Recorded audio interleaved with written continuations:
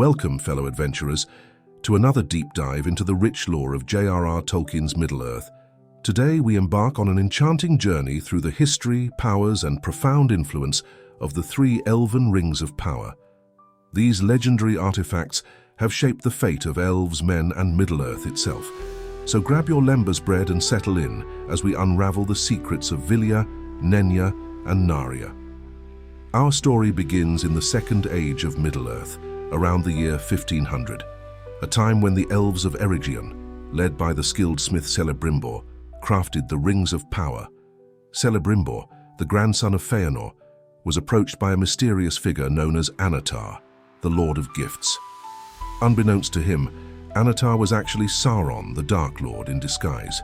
With Sauron's guidance, the elves created many rings of power, but none were more significant than the three Elven Rings, forged by Celebrimbor alone, without Sauron's direct influence.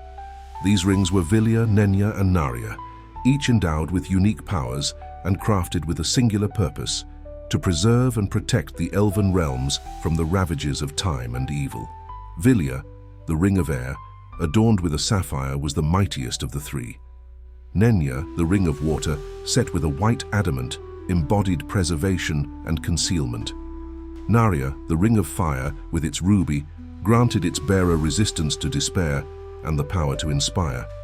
These rings were unique among the Rings of Power because they were unsullied by Sauron's direct touch, allowing their bearers to use them for noble purposes. Let us first delve into the tale of Vilya, the Ring of Air, known for its unmatched power among the three.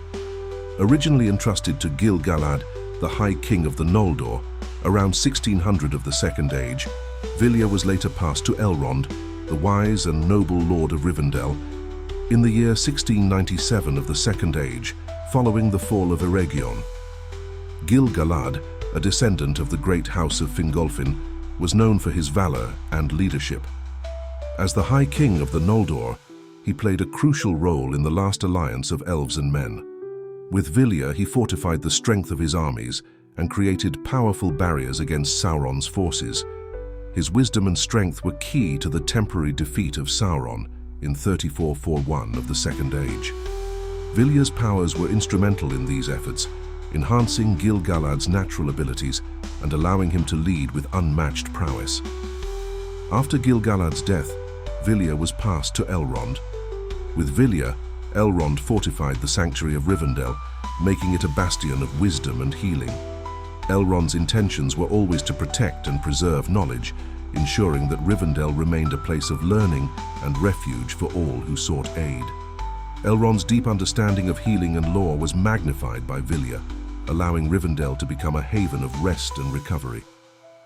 At that moment, Elrond came out with Gandalf, and he called the company to him. "This is my last word," he said in a low voice. "The ring-bearer is setting out on the quest of Mount Doom. On him alone is any charge laid, neither to cast away the ring, nor to deliver it to any servant of the enemy, nor indeed to let any handle it, save members of the company and the council, and only then in gravest need. The others go with him as free companions to help him on his way. You may tarry or come back, or turn aside into other paths, as chance allows. The further you go, the less easy will it be to withdraw. Yet no oath or bond is laid on you to go further than you will, for you do not yet know the strength of your hearts, and you cannot foresee what each may meet upon the road." Elrond's possession of Vilya also made him a pivotal figure in the Council of Elrond, held in October of 3018 of the Third Age, where the fate of the One Ring was debated. His wisdom, enhanced by the ring's power, was crucial in guiding the Free People's strategy against Sauron.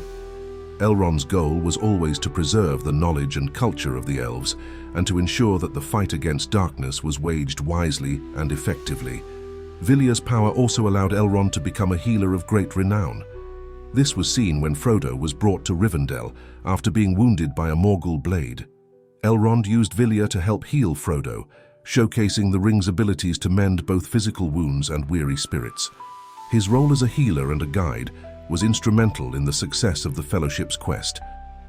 Next, we journey to the Golden Wood of Lothlorien, where Nenya, the Ring of Water, found its bearer in Galadriel, the Lady of Light. Nenya's power lay in preservation, protection, and concealment, allowing Galadriel to maintain the timeless beauty and serenity of Lothlorien. Galadriel, one of the most powerful and wise elves in Middle-earth, wielded Nenya with the intent of preserving the beauty and sanctity of Lothlorien. Born in Valinor, and having seen the light of the two trees, Galadriel brought a touch of that ancient beauty to Middle-earth. Her wisdom and strength were vital in protecting her realm from the encroaching darkness. Nenya's power allowed her to create a realm where time seemed to stand still, preserving the Golden Wood's beauty against the march of time.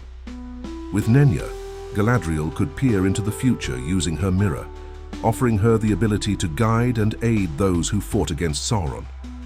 This foresight was crucial in helping the Fellowship understand the gravity of their mission and the challenges they would face. Nenya also enabled her to conceal Lothlorien from the eyes of enemies, making it a sanctuary of peace amidst the chaos of Middle-earth. Galadriel's wisdom, combined with the ring's power, provided a strategic advantage to the forces of good. "Do you now wish to look, Frodo?" said the Lady Galadriel. "You did not wish to see elf magic and were content." "Do you advise me to look?" asked Frodo. "No," she said. "I do not counsel you one way or the other. I am not a counselor. You may learn something, and whether what you see be fair or evil, that may be profitable and yet it may not. Seeing is both good and perilous." Nenya also played a pivotal role in aiding the Fellowship of the Ring. Galadriel, with her foresight and wisdom, provided Frodo and his companions with gifts and counsel that proved crucial in their quest to destroy the One Ring. Her intention was always to aid in the downfall of Sauron and to protect Middle-earth from his corruption. The gifts she provided, such as the Phial of Galadriel, were imbued with the light of Erendil and served as symbols of hope and guidance in the darkest times. Finally, we turn to Narya, the Ring of Fire, originally entrusted to Círdan the Shipwright in 1697 of the Second Age. Narya's powers were tied to the themes of resistance, hope, and inspiration. Recognizing the need for such qualities in the struggle against Sauron, Círdan passed Narya to Gandalf upon his arrival in Middle-earth around the year 1000 of the Third Age. Círdan the Shipwright was one of the oldest and wisest elves in Middle-earth. Known for his foresight, he recognized Gandalf's true nature as one of the Maiar sent by the Valar to aid the free peoples. Believing that Gandalf would need Narya's power to inspire and resist despair, Círdan entrusted the ring to him. This decision was guided by Círdan's profound understanding of the necessity for hope and resilience in the face of growing darkness. With Narya, Gandalf inspired courage and hope in the hearts of those who opposed Sauron. The ring's power to kindle the spirit and strengthen resolve made Gandalf a vital force in rallying the free peoples of Middle-earth. His intentions were always to unite the diverse peoples of Middle-earth and guide them in their fight against the Shadow. Gandalf's influence extended beyond mere counsel. He actively inspired others to stand firm against despair. But it was not until the time of this tale that Narya, the Ring of Fire, was of full account. For many hearts it turned to him, and in that hour they received strength and fire to kindle their courage anew, so that many deeds of great worth were done in the war against the Shadow. Even as Gandalf departed Middle-earth for the Undying Lands in September 3021 of the Third Age, Narya's legacy endured in the hope and courage he inspired.